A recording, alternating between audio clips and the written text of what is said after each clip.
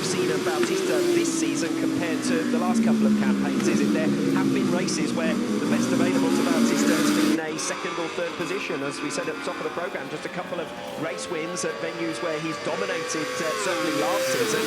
This could be more of the same for Bautista at the moment, watching on as his teammate scampers away in P2. Yeah, and that's a new thing for him to have to deal with, to try and chase down someone on the same bike, and mentally that can be difficult, even if you're a double world champion and coming into this race as the championship leader. But for Bautista, this is where he needs to just get what he can in contract, and the status that came with it was important. BMW had to go big with the contract, and at the end of the day, their faith in Toprak being the difference maker has been rewarded up to this point. Bad news for those following Tito Rabat's progress. He has gone down and is out of the points. It was looking good for his best result of the season in P12. That's going to promote Garrett Gerloff, Michele Pirro, Michael Ruben Rinaldi and Scott Redding into the last of those point-to-take positions. A couple of names down the order there, Rinaldi and Redding. With past seasons become accustomed to much more. Race 1 of the 2024 Pirelli Emilia-Romagna round gets underway.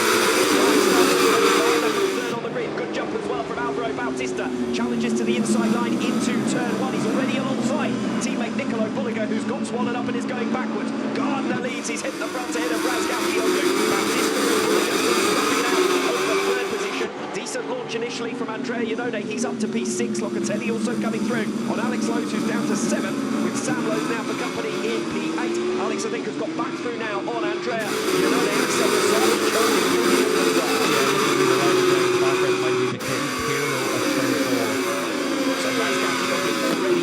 Trying to recover top spot against Remy Gardner. Super start it was from him on the outside of that front right. Yeah, Javi Vierge down the red Honda, but good start from that fourth row from Sam, like you said, and up into the top 10, giving himself a chance of some decent points in this race. Alex Lowe still trying to recover on the inside of Andrea Locatelli there as they tiptoe their way through turn 10. Now the speed builds towards Cremona, fastest corner on this circuit. Gardner leads with Razgatlıoğlu in second, Bautista in third.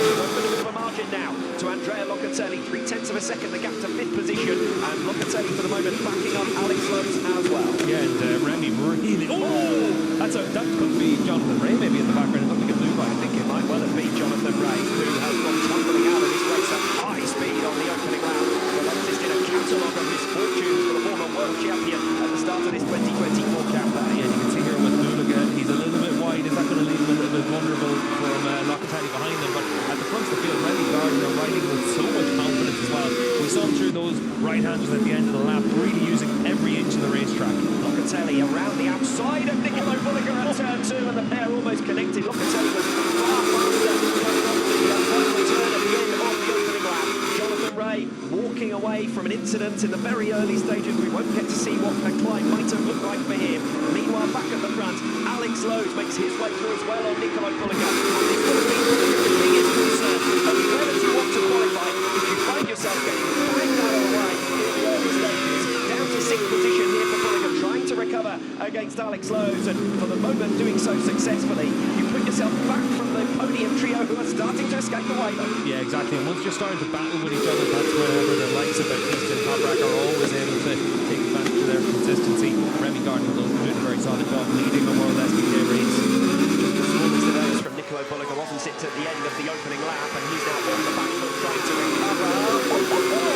High speed into Cremona. That was full commitment there, and it sends Andrea Locatelli off the circuit altogether. Might be an opportunity for Alex Lowe to come through for P5. Yeah, and this is going to be the tail end Jonathan Ray's crash up at the top of the screen, and that's a fast place to come off. It's 240 k's an hour through there, and you're going back in 1 gear, 5th gear, 4th gear through there. So for Jonathan Ray, at least able to walk away from that one, but again it means that he's got no data for tomorrow in the race as well, and just puts him even more in the back foot. Remy Gardner, who took his first podium position in the Superbike World Championship last time out in Assen, front row start for only the 2nd time in his career, leads the way ahead of Toprak Razgatlıoğlu, continuing that strong form from the Dutch round into the Emilia-Romagna round. Razgatlıoğlu 4/10 to the second back. Bautista up into the provisional podium position for a place on the 2nd row of the grid. Was another great launch from Bautista. Yeah, really good start from Alvaro and able to keep himself in those leading positions, but you got to say right now Remy Gardner is the star of the show, because to be this comfortable out in front of those early laps, that's the key thing, is to put yourself in those positions to give yourself a chance of being able to have a good result, because so often more just have to make up so much ground in the closing stages of the race. So for Remy, he's now got a chance of being able to keep himself in those podium spots all the way through this race. But Toprak's coming. Bautista's dropping back from Toprak Razgatlıoğlu as well. Might well be content to play the long game, but he is going to have Nicolo Bulliger right on his tail. Bulliger closing on Bautista, Razgatlıoğlu closing on Gardner. 2 races in 1 at the moment in those podium positions. Nose to tail the top spot as they come through Cremona.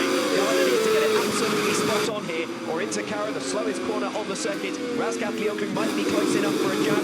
Not for the moment, at least. Bulliger not close enough to Alvaro Bautista either. Interesting there to see Bulliger on the number 11 machine actually pulling a little bit more wheelie between turn 13 and then getting on the brakes in 14. So he's impatient to get through on Alvaro Bautista. Coming through the final turn, where Toprak Razgatlıoğlu had his spill in practice yesterday. No such problems this time around for Toprak, who's got a good exit from that final turn.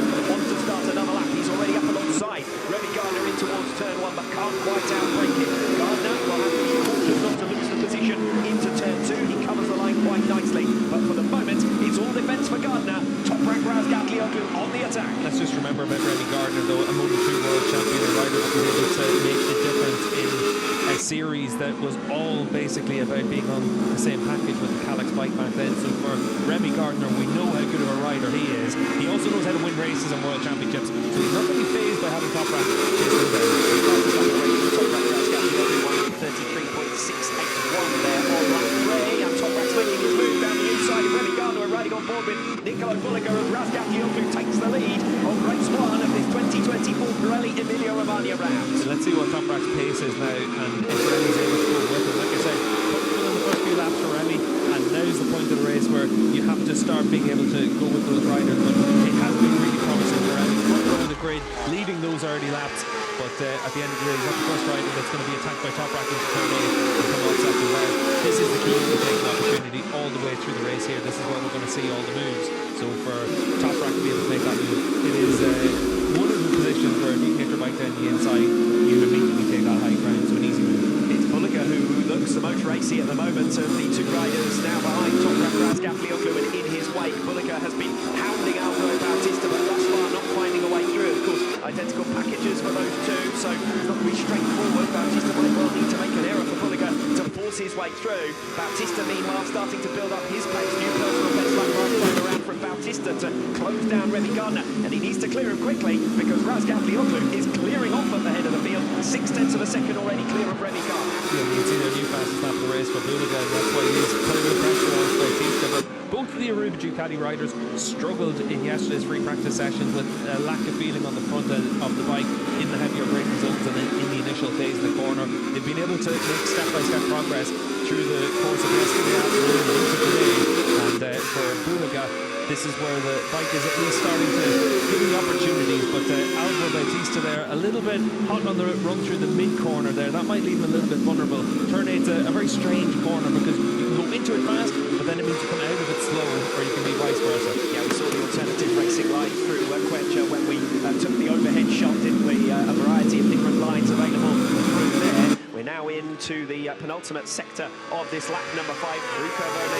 High-speed turn there with Bautista still shadowing Remy Gardner for this second position. 3 riders in the mix there. Bulliger though runs wide. Bulliger's off the circuit altogether. That's going to cost him dearly. He has been hassling and harrying his teammate Alvaro Bautista for the last couple of laps, but he's lost plenty of ground there, something like 0.6 of a second in one small error. Yeah, and we'll see what the difference is as they come across the line. The good news for him is that Alvaro is bundled up a little bit behind Remy Gardner, and Remy's still able to put in 1 minute 34s. Last time around, though, it was back into the low 34s there for Remy, so he's still got the same pace as the riders around him. And we suspect that Alvaro Bautista could run this kind of pace quite deep into the race.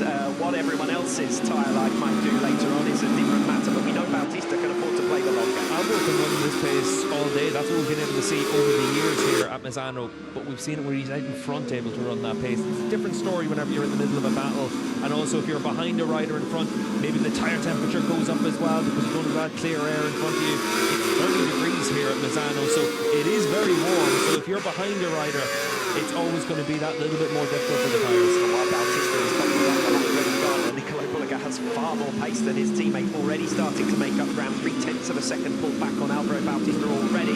Bautista sees this as the opportunity to make the move. He is going to have to be very forceful. That is a classic pull pass there from Alvaro Bautista. Bautista. Can Gardner immediately respond? The answer is no. The acceleration now towards Cremona for Alvaro Bautista, and Nicolo Bulliger again making his move there through turn 11. So Bulliger perfected something quite unique there, and Gardner suddenly finds himself in a matter of 3 turns going back from 2nd to 4th. Yeah, we've seen that Bulliger and Bautista have been the fastest riders through the speed trap. That's just before the entry of turn 11 all the way through this weekend, so just able to use that extra bit of top speed, and the exit from turn 10 is what sets that up, and the acceleration out of it. So for Nicolo Bulliger, he's been able to make that move twice. We know that's what he's feeling comfortable. Now we have the top 3 in the championship, in the top 3 places in this race 1.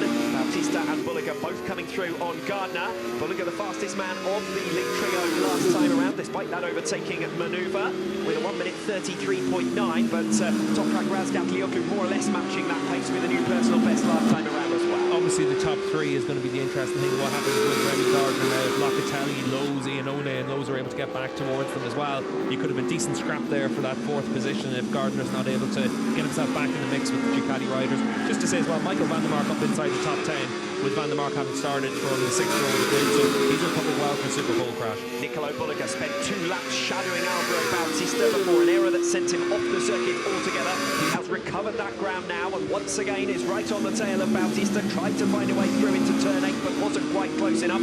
Could he spring his move down the inside of turn 11? I don't think he's going to be able to do it against another Ducati, but he's certainly lining himself up for it, isn't he? Runs in wide. Now with the cutback, it's Bautista versus Bulliger. Number 11, who's already made 2 passes here through Cremona. He's not going to be able to do it against his teammate Alvaro Bautista. Now it's about perhaps setting himself up for a move into Karen, the slowest corner on the circuit. Turn 14. Razgatlıoğlu now 1.5 seconds clear at the head of the field. The only man with the pace to match him seems to be Bulliger. He's tripping over his teammate Bautista once again on lap 7. Yeah, and you can see with Remy Gardner behind them as well, they are bottled up a little bit, and we're not seeing the pace that you'd expect to see from Alvaro Bautista. Still only at 1/3 distance though, so Alvaro, we might well see him come back into it later in the race, but the gap between him and Toprak, it's stretched out to almost 2 seconds now, and it's another half second on this lap that Bautista's lost. He's trying to be defensive against Bulliger, but he just doesn't look comfortable in that corner entry. You see into turn 1 there, he just doesn't look like he's got that normal fluidity that we see from Alvaro whenever he starts to turn into the corner. And Bautista last lap around slower than the likes of Locatelli and Lowe, so that's why they are also coming back into the picture now. Same again there into turn 4 as well, so Bulliger's going to have an easy move. Yeah, Alvaro Bautista a little bit wide, a little bit sluggish. Bulliger picks his pockets in straightforward fashion. That might be the best possible outcome here for the Aruba.it Ducati factory, because Bulliger can now start thinking about hunting down Toprak Razgatlıoğlu. And we like to see whether Bautista will find some pace later on, or whether everyone else's will drop more dramatically than his. But certainly for the moment at least, if things were to stay as they are at present, we have a BMW leading the Riders' World Championship. Yeah, it's interesting because you can see there on the trail braking zone, Bautista overruns a little bit wide in through turn 10, but it's in those upright braking zones and that initial phase of getting onto the side of the tyre, he looked to be struggling in sector 1, but it's always different whenever you're the rider in front and now you're the rider behind, so we'll keep an eye on Bautista and what he can do. Andrea Locatelli faster than Remy Gardner for a few consecutive laps, 0.2 of a second per lap, and at this stage of the race, the fastest Yamaha out there. So Locatelli with an opportunity quite soon to get through on Remy Gardner and try and hunt down those podium places. That will be a real fillip for the number 55 after a very disappointing Dutch round last time out. For the moment, it's Remy Gardner holding station in that 4th position. So we've got the 2 Ducatis in 2nd and 3rd, of Bulliger and Bautista. We've got the 2 Yamahas behind of Gardner and Locatelli, and then it's Alex Lowe's rounding out your top 6 as Locatelli really almost goes up the back of Remy Gardner there in towards turn 1. Last time around, Toprak the only rider inside the 33 with the new personal best. Bulliger obviously made the move on Alvaro Bautista, and he was about a 10th of a second slower than that. So we'll see if on this lap, with clear track in front of him, if he's able to close down the gap to Toprak. And while you're going through the times, worth mentioning Alvaro Bautista with a 1 minute 34.9, so a second loss to Toprak Razgatlıoğlu. The gap is already 0.8 of a second to Nicolo Bulliger, 2.6 to top spot of Toprak Razgatlıoğlu. Yeah, Alvaro, like you said, doesn't look comfortable out there, but it is a long race here, and he's had so much success here in the past that we'll wait and see if it comes back to him. But as it is right now, it does look like it's just starting to stretch out at the front, and Toprak with 2 seconds in hand. You don't see Toprak lose from a lead like that too often. It's not totally out of the ordinary from what we've seen of Bautista this season compared to the last couple of campaigns, is it? There have been races where the best available to Bautista has been a 2nd or 3rd position. As we said at the top of the programme, just a couple of race wins at venues where he's dominated, certainly last season. This could be more of the same for Bautista at the moment, watching on as his teammate scampers away in P2. Yeah, and that's a new thing for him to have to deal with, to try and chase down someone on the same bike, and mentally that can be difficult, even if you're a double world champion and coming into this race as the championship leader. But for Bautista, this is where he needs to just get what he can out of this race. This is about grinding out a podium and making a step for tomorrow. The rest of the field starting to thin out somewhat at this stage. Andrea Locatelli closing down on Remy Gardner, but lost a little bit of ground midway through that previous lap. First flying lap there with clear air in front of him, booted at 4/10 of a second faster than Toprak. Locatelli clips the back of Remy Gardner going into turn 2. He had half committed to the move. He was too close to Gardner to bail out of it. Remy Gardner doing well to stay on. Locatelli's momentum now for turn. Alex Lowe sensing an opportunity to try and get on terms. If he can carry his momentum nicely, there might be an opportunity in towards turn 8. The race for 4th position reignited as Andrea Locatelli clips his own teammate and one rider to the next. Yeah, you can see into the Toprak side of the BMW pit box there as well, and a few worried faces, but I'd imagine that's just the accountants department there for Mark Bongers that's been on the phone to him, because they've got a rider now with Toprak that they expect to be able to do things like this, to win races in Ducati's home ground, places where Alvaro Bautista has been so strong over the last few years.